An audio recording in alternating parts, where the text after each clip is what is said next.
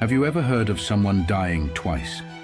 It might sound impossible, but in the Bible, 3 individuals defied death not once, but twice. These people experienced the unthinkable. They died, were miraculously brought back to life, and later passed away again. These resurrections aren't just extraordinary miracles. They reveal something much deeper about faith, God's timing, and His power over life and death. But how could this happen? Didn't the Bible say in Hebrews 9:27 that it is appointed for men to die once, and after that comes judgment? That verse establishes a general principle, but as we'll discover today, there are profound exceptions to the rule. In this video, we're going to explore the incredible stories of 3 individuals: Lazarus, the widow's son of Zarephath, and Dorcas. These 3 people died, were brought back to life through the power of God, and lived to tell the tale. Their experiences not only showcase divine intervention, but also offer timeless lessons for us about faith, hope, and God's ultimate plan. 1. Lazarus, the friend of Jesus who died twice. Our first story takes us to a small village called Bethany, where Lazarus, a beloved friend of Jesus, lived. Lazarus' story is one of the most well-known miracles in the Bible, but there is so much more to this tale than just a resurrection. It is a powerful reminder that God's timing is perfect, even when it doesn't make sense to us. Lazarus had 2 sisters, Mary and Martha, and all 3 of them were close to Jesus. One day, Lazarus became gravely ill. His sisters, knowing Jesus had the power to heal, sent word to him, pleading for him to come quickly. You can imagine the urgency in their message. They believed, without a shadow of a doubt, that Jesus could prevent their brother from dying. But here's where the story takes an unexpected turn. When Jesus heard the news, instead of rushing to Lazarus' side, he delayed. In John 11:4, Jesus responded to the news of Lazarus' illness, saying, "This sickness will not end in death. No, it is for God's glory, so that God's Son may be glorified through it." Then, surprisingly, Jesus stayed where he was for 2 more days. Why would he delay? Why not save Lazarus right away? For many of us, this is where our faith can waver. We pray, we ask God to intervene, but when things don't happen immediately, we start to doubt. Martha and Mary must have felt the same. When Jesus finally arrived, Lazarus had been dead for 4 days. 4 days. His body was already buried, and the funeral was over. When Martha heard that Jesus had arrived, she rushed out to meet him, and with pain in her voice she said, "Lord, if you had been here, my brother would not have died." This is a moment many of us can relate to. How often do we think, "God, if you had just stepped in, none of this would have happened."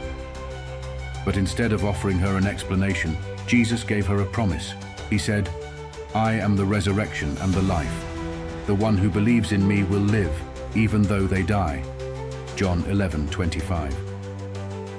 Jesus was telling Martha and us that death is not the end for those who believe in him. Then came the pivotal moment. Jesus approached Lazarus' tomb and ordered the stone to be rolled away. Despite her faith, Martha hesitated, saying, "But Lord, by this time there is a bad odor, for he has been dead 4 days." John 11:39. Still, Jesus pressed forward, and after praying to the Father, he called out in a loud voice, "Lazarus, come out." John 11:43. To everyone's amazement, Lazarus emerged from the tomb, alive and wrapped in burial clothes. Jesus had raised him from the dead, showcasing the glory of God in a way that no one could deny. But as miraculous as this was, Lazarus would one day face death again. 2. The widow's son of Zarephath. A story of faith in despair. Our next story takes place in a time of great hardship. There was a severe famine in the land, and people were struggling to survive. Among them was a poor widow living in the town of Zarephath. Her story is found in 1 Kings 17, and it reminds us that even in the darkest moments, God can still perform miracles. Elijah, the prophet of God, was sent to this widow during the famine. When he arrived, he found her gathering sticks, preparing to cook her final meal for herself and her son before they starved. This was a woman at the end of her rope, yet Elijah asked her to trust God and provide him with food first, even though she had barely enough for herself. Incredibly, the widow obeyed. She gave Elijah what little she had, and God rewarded her faith by ensuring that her flour and oil never ran out. But just when things seemed to be turning around, tragedy struck again. Her son became gravely ill and died. The widow, overwhelmed with grief, cried out to Elijah, questioning why this had happened to her. In a moment of intense sorrow and confusion, she blamed Elijah, asking if her son's death was punishment for her sins. But Elijah didn't rebuke her. Instead, he took the boy's lifeless body to his room, laid him on his bed, and cried out to God in prayer. Elijah pleaded, "Lord my God, let this boy's life return to him." 1 Kings 17:21. And God heard Elijah's prayer. The boy's life returned, and he was revived. Elijah brought the boy back to his mother and said, "See, your son is alive." 1 Kings 17:23. Can you imagine the joy, the relief, and the awe that the widow must have felt? Her faith had been tested in unimaginable ways, yet God had shown his power through her son's resurrection. Like Lazarus, the widow's son would eventually die again. 3.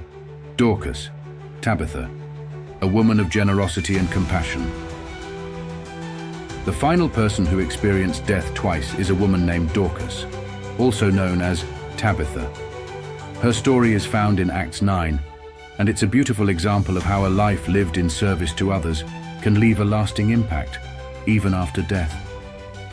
Dorcas was a disciple of Jesus and was known for her acts of kindness and charity. She lived in the town of Joppa and was beloved by her community, especially the widows whom she helped by making clothes and providing for their needs. But tragedy struck when Dorcas fell ill and died. Her death sent shockwaves through the community, and the people mourned deeply for her. When the disciples heard that the Apostle Peter was nearby, they sent for him, hoping for a miracle. Peter arrived and found the widows weeping, showing him the garments that Dorcas had made for them. Moved by their grief, Peter sent everyone out of the room, knelt down, and prayed. Then, turning to Dorcas's lifeless body, Peter said, "Tabitha, get up." Acts 9:40. And to the amazement of all, Dorcas opened her eyes and sat up. Peter helped her to her feet, and she was restored to life. This miracle brought great joy to the community and led many to believe in the Lord. Dorcas's conclusion: the power of faith and God's control over life and death. The stories of Lazarus, the widow's son, and Dorcas are more than just miracles of resurrection. They are powerful testimonies of faith, perseverance, and the timing of God's plan.